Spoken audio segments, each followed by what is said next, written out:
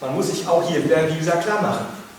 Zwangsweise durchgeführte sexuelle Enthaltsamkeit ist kein Pappenstiel. Ganz und gar nicht. Die psychologischen Folgen bei so einer Ausdrucksart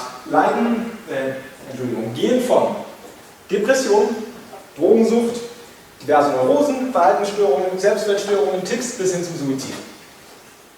Je nachdem, wie instabil das Gemüt war, je nachdem, wie schwach die Selbstkontrolle desjenigen war, können die Folgen katastrophal sein. Das wieder einmal zur Wichtigkeit dieser Frage. So. Mit dieser sehr extensiven Vorarbeit aus dem Wege werfen wir uns nun in das erste Spezialgebiet, die Zoophilie. Ich werde auf weitere generelle Fragen, insbesondere die Rezeption von Paraphilien, später während der Pädophilie eingehen. Jetzt einmal nur zu den wesentlichen Kernfakten und der Evaluation. Zu den Fakten also. 1948 führte der Godfather der Sexualethik, ein gewisser Herr namens Alfred Kinsey, eine Studie durch, die ergab, dass zum damaligen Zeitpunkt in Amerika 5 bis 15% aller Amerikaner zoophil waren. Boom. Problem ist jetzt allerdings, er hat Folgendes gemacht. Er hat Leute sich genommen und hat sie gefragt, haben sie schon mal geschlechtlichen Kontakt mit einem Tier? 5 bis 15% haben gesagt, ja. Das heißt, er hat genau das getan, was man nicht tun sollte. Er hat die Leute nach dem Akt gefragt, nicht nach der Neigung. Damit wurden primär Zoophile, die einfach noch keine Erfahrung hatten, ausgeschlossen. Sekundär Zoophile oder gar nicht Zoophile, die allerdings schon Erfahrung gesammelt hatten, wurden mit eingeschlossen. Gemäß neuerer Studien kann man davon ausgehen, dass etwa 2 bis 5% der menschlichen Bevölkerung primär zoophil sind. Häufig beschränkt sich das zoophile Interesse außerdem bemerkenswerterweise bevorzugt oder ausschließlich auf eine bestimmte Tierart oder Tiergattung. Es gibt zum Beispiel viele Equine oder Canide, also hundeliebende Zoophile, aber es wird wenige Zoophile geben, die sagen, ich schätze nur eine bestimmte Sorte Hund. Das ist auffällig. Das heißt, die Neigung ist so weit ausgebreitet. Auch hierbei haben wir auffälligerweise 3-mal so viele Männer wie Frauen. Akte von Sekundärzoophilie sind dabei extrem weit verbreitet. Kinsey hat festgestellt, dass, obwohl der Bevölkerungsdurchschnitt bei 5 bis 15% lag, bei den Nat- und der Partnerbevölkerung eine 50%-Quote von sexueller Erfahrung vorlag. Das heißt, 50% aller Leute auf dem Land zu diesem Zeitpunkt hatten irgendwann schon einmal sexuellen Kontakt mit einem Tier. Die Hälfte.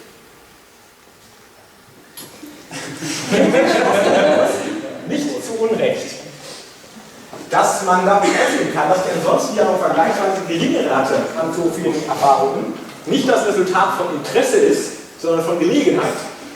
Das heißt, dass wenn die meisten Leute mehr Zugang zu Tieren hätten, es auch wirklich mehr zoophile Akte sowieso schon gäbe. Zoophilie ist dabei, das muss man der Fairness mal sagen, kein unnatürliches Verhalten. Es lässt sich in diversen Tierarten beobachten und ist definitiv auch außerhalb der menschlichen Kultur gegeben. Es gibt Kunststücke, die zoophile Akte zeigen, die aus der Steinzeit stammen, die 25.000 Jahre alt sind. Übrigens, dasselbe gilt für Pädophilie ebenso, eingeschränkt auch für Nekrophilie. Also im Tierreich geht eine Menge Kram ab, das hätte man früher nicht geglaubt. Gerade in diesem Zusammenhang ist bemerkenswert, dass Zoophile unter, ich würde sagen, ich bin soeben einen Schritt gesprungen, ist die mir zurück. Zugleich ist interessanterweise eine statistische Verbindung zwischen Zoophilie und anderen Gewaltverbrechen, insbesondere Sexualverbrechen, erkennbar. Andrea Beetz hat eine Studie durchgeführt, bei der sich ergeben hat, Gewaltverbrecher hatten, ich glaube, 3 bis 4-mal so oft so viele Erfahrungen gesammelt wie andere Menschen. Ich werde jetzt direkt sagen, ich persönlich sehe aus Gründen, die ich später erläutern werde, ein Problem mit dieser Studie. Auch hier nämlich wieder Akte gezählt, nicht Neigungen. Angesichts der Tatsache, wie immens hoch die Verbreitung von Sekundärzoophilie in der Gesellschaft ist, stelle ich mir die Frage, ob diese höhere Quote wirklich aufgrund von mehr Primärzoophilien zu begründen ist. Das heißt, dass sich die Frage stellt, sind da jetzt wirklich mehr Zoophile im engeren Sinne unter den Sexualstraftätern? Also ist Zoophilie ein Grund dafür, zum Sexualstraftäter zu werden? Oder ist es so, dass wenn ich ohnehin schon eine Person mit schlechten Hemmungen bin, ohnehin schon ein Triebtäter bin, ich auch viel weniger Hemmungen habe, mich mal aus Gelegenheit, teilweise aus Machtfantasie, noch was immer einem Tier zu vergeben? Das heißt, ich bin der Meinung, Beetz hat ein bisschen sehr vorrangig beschlossen. Einer der Gründe, warum ich mich das frage, ist, dass auffällig ist, dass unter der Community der Zoophilen die ethische Frage und die ethische Relevanz ihrer Paraphilie, wie ich das bisher mitbekommen habe, stärker diskutiert wird als in jeder anderen paraphilen Community. Das ist also wirklich ein massiver Reflexionsapparat am Gang von Diskussionen, von Hin- und Her-Überlegungen. Die meisten Zoophilen haben eine sehr, sehr genaue Vorstellung davon, was sie für akzeptabel halten und was nicht, und sie können es auch begründen. Insbesondere fragwürdige Praktiken macht das sehr deutlich, wenn man die Leute darauf anspricht, kommt praktisch auf der Stelle eine ausformulierte Antwort. Die Praxis des Fence-Hoppings zum Beispiel bezeichnet den Akt des Verkehrs mit einem Tier eines fremden Besitzers ohne dessen Wissen. Also bitte aber springen nach dem Zaun. Dieser Akt wird von 75 bis 80% aller Zoophilen explizit und begründet verdammt. Es wird dabei, auch das ist ein Grund, bei Zoophilen Akten statistisch kein höherer Verletzungsgrad als bei normalen Sexualakten festgestellt. Man vermutet, auch hier ist wieder eigentlich mehr educated guess als wirklich eine fundierte Sache, dass bei 5 bis 10% aller Sexualakten irgendeine Form von Verletzung stattfindet. Das schließt versehentliche Verletzungen mit ein. Bei normalen Sexualakten ist die Rate tatsächlich genauso hoch. Also Entschuldigung, nicht bei 5 bis 10% aller Sexualakte, sondern bei 5 bis 10% aller in Sexualakte involvierten Partizipierenden. Das heißt, im Durchschnitt hat einer von 10 bis 20 Personen irgendwann mal eine Sexualverletzung. Im Tierbereich genauso.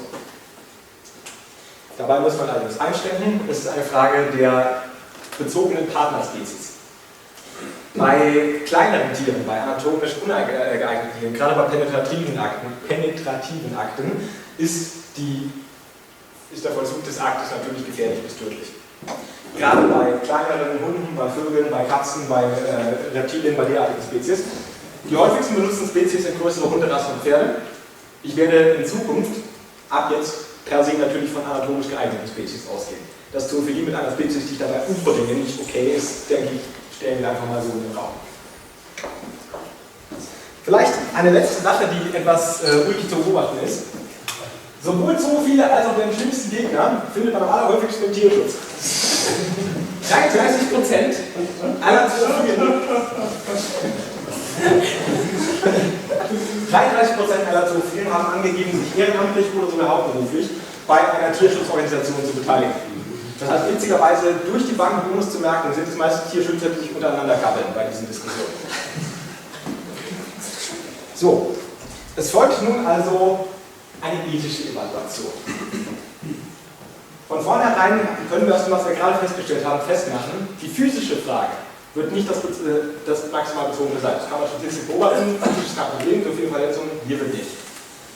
Was also in den Vordergrund kommt, ist die Frage nach dem Konsens, die psychische Seite. Kann ein Tier einem solchen Akt zustimmen? Kann es das kommunizieren? Wie sieht das aus? Muss es das? Solche Fragen. Ich komme die ganze Zeit mit meinen Folien durch, verzahnt. Bei unserer Überlegung sei eines von vornherein klar.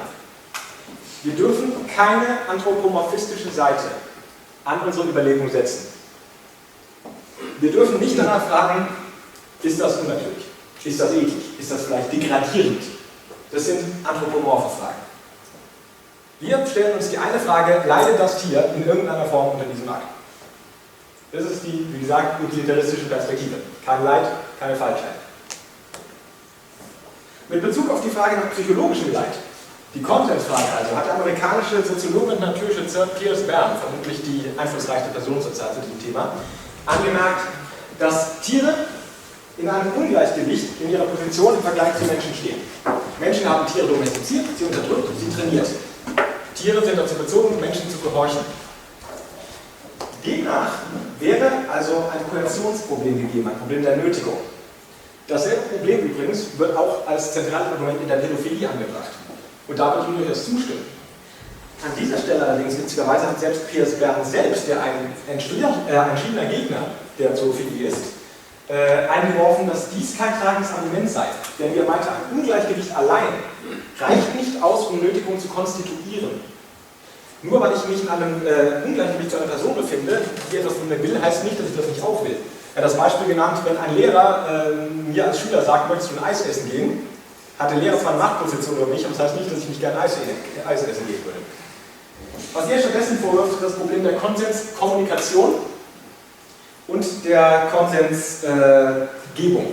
Das heißt, ein Tier hat nicht das Bewusstsein, das notwendig ist, um einen Konsens bewusst geben zu können, noch hat es die Möglichkeit, diesen Konsens mit den Menschen zu kommunizieren. Halten wir an dieser Stelle einmal inne. Ich glaube, ich formuliere jetzt das erste Mal, dass es ordentlich Zunder geben wird.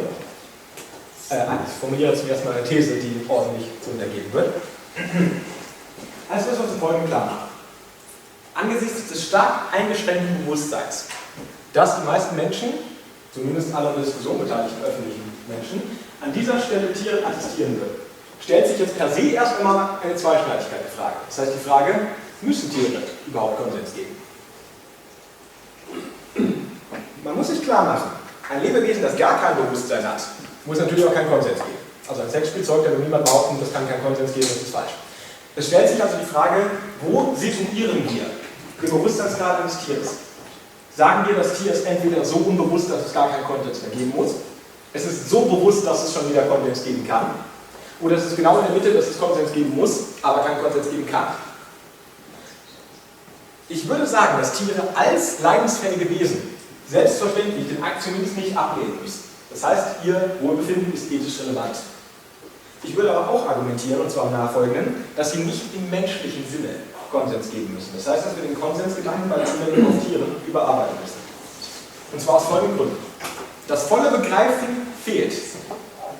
Die Tiere begreifen ebenso wie Kinder nicht vollständig, was mit ihnen geschieht. Aber das tun sie generell nicht.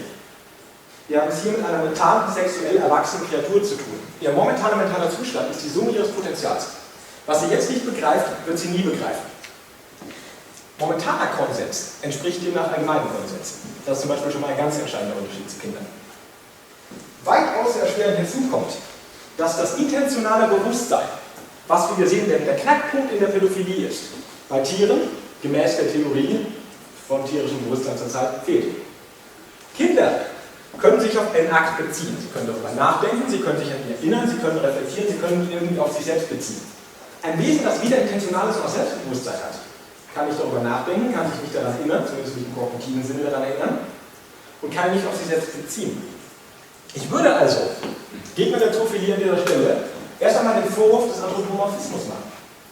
Ich würde sagen, bei dieser Argumentation der Konsensfrage wird oftmals in Mentalität und Sexualität ein menschliches Bewusstsein von Sexualität vorausgesetzt. Und auch Sexualität, muss man sich klar machen, ist bei Tieren normalerweise gänzlich andere. Menschliche Begriffe wie Intimität, wie Erotik, derartige Dinge, die ein Konstrukt darauf aufbauen, das per se in einem kognitiv, in einem intentional begabten Wesen besteht, gibt es bei Tieren nicht. Paarung ist kein intimer Akt. Intimität in dem Sinne ist Tieren nicht wirklich geläufig, zumindest bei den normalen Partnerspezies, die wir beobachten können. Konzepte wie personelle Würde erfordern Selbstbezug. Das Wort Konzept setzt es ja schon voraus. Wenn wir also wirklich weiter behaupten, dass Tiere kein intentionales Bewusstsein haben,